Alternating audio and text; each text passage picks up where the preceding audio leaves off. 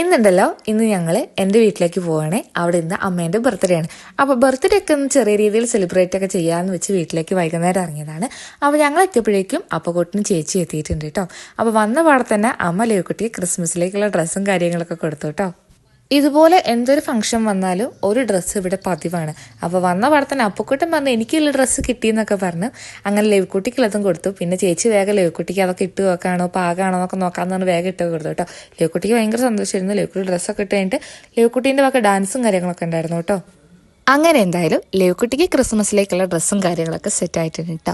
ഇത് ഞങ്ങളായിട്ട് മേടിക്കാൻ നിൽക്കേണ്ട, അമ്മമ്മയും ഡാഡിയും ആൻറ്റിമാരും എല്ലാവരും മേടിച്ചു കൊടുത്ത ഡ്രസ്സ് ഇരിക്കുന്നുണ്ട്. അപ്പോൾ ആ കാര്യം എന്തായാലും ക്ലിയർ ആയിട്ടുണ്ട്. പിന്നെ ലേവ്ക്കുട്ടിക്ക് ഡ്രസ്സ് ഇഷ്ടാവും ചെയ്ത് അത് കഴിഞ്ഞ് ഞങ്ങൾ പെട്ടെന്ന് അങ്ങ് ചെറിയ രീതിയിൽ ഡെക്കറേഷനും കാര്യങ്ങളൊക്കെ തുടങ്ങാമെന്ന് വിചാരിച്ച് അതിലേക്ക് ഞങ്ങൾ മെല്ലെ തിരിഞ്ഞു. അങ്ങനെ ആർഭാടായിട്ടുള്ള ഡെക്കറേഷനും കാര്യങ്ങളൊന്നുമില്ല, ചെറിയൊരു ഹാപ്പി ബർത്ത്ഡേ നോക്കണം. അപ്പോൾ അതിലേക്ക് എന്തായാലും ഞങ്ങൾ മെല്ലെ തിരിഞ്ഞു കേട്ടോ. ലേവ്ക്കുട്ടിയും അപ്പക്കുട്ടനും നമ്മുടെ കൂടെ കൂടിയിട്ടുണ്ട് പിടിച്ചു തരാനും സഹായിക്കാനൊക്കെ. പിന്നെ അതിൻ്റെ ഇടയിൽ നിന്ന് രണ്ടുപേരൊന്നും ഇടയ്ക്ക് കാണാതെ. അപ്പോൾ പോയി നോക്കിയപ്പോഴാണ് അടുക്കളയിൽ നിന്ന് ബിരിയാണി വാരി തിന്നിയ രണ്ടുപേരും കൂടി. പ്ലേറ്റിൽ കഴിക്കുന്നതിനേക്കാളും ടേസ്റ്റ് ചെമ്പെന്ന് വാരി തിന്നുന്നതെന്ന് പിള്ളേർക്ക് മനസ്സിലായി തുടങ്ങി.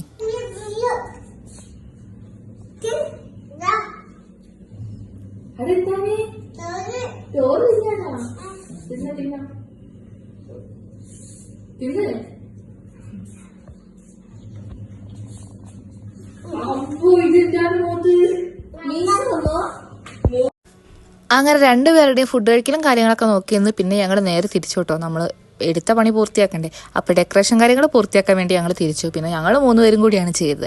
ഇച്ചായനും ഒപ്പം ഇല്ലായിരുന്നു. അവർ കേക്ക് എടുത്തുകൊണ്ട് വരാമെന്ന് പറഞ്ഞ് പോയ പോക്കാണ്. അങ്ങനെ കേക്കും കാര്യങ്ങളൊക്കെ കൊണ്ടുവന്നു. പിന്നെ നേരെ ഇനി കേക്ക് കട്ടിങ്ങും കാര്യങ്ങളും. അപ്പോൾ അമ്മയും പപ്പയും അപ്പോൾ ലിവിയും കൂടിയാണ് കേക്ക് മുറിക്കുന്നത്. ഈ വട്ടം നമ്മൾ വെറൈറ്റി കേക്കാട്ടോ, സാധാരണ കേക്ക് പോലെയില്ല. ഈ വട്ടം നമ്മൾ ഐസ്ക്രീം കേക്കാണ് മുറിക്കുന്നത്.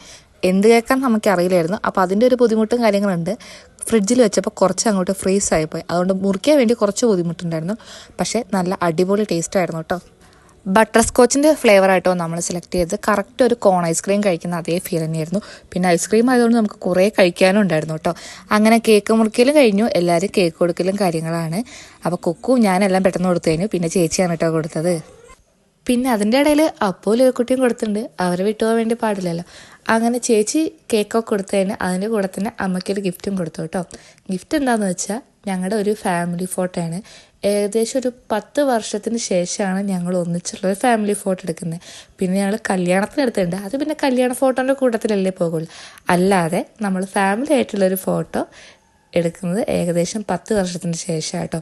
പിന്നെ ഈ ഫോട്ടോയ്ക്ക് ഒരു പ്രത്യേകത എന്താണെന്ന് വെച്ചാൽ മരുമക്കളും പേരക്കുട്ടികളുള്ള ആദ്യത്തെ ഫോട്ടോയാണ് കേട്ടത്.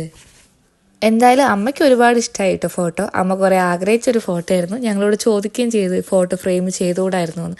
പക്ഷേ ഈ ഒരു സർപ്രൈസ് ഉള്ള കാര്യം ഞങ്ങൾ ആരും പറഞ്ഞൊന്നുമില്ല. ഇനി നമുക്ക് നേരെ ഫുഡ് കഴിക്കണം കേട്ടോ. പിന്നെ അതിൻ്റെ ഇടയിൽ കൂടെ ക്യാമറയിൽ പെടാതിരിക്കാൻ വേണ്ടി ഒരാൾ ഓടിപ്പോയിട്ടുണ്ട്. അതൊന്ന് നോട്ട് ചെയ്ത് വെക്കണം കേട്ടോ.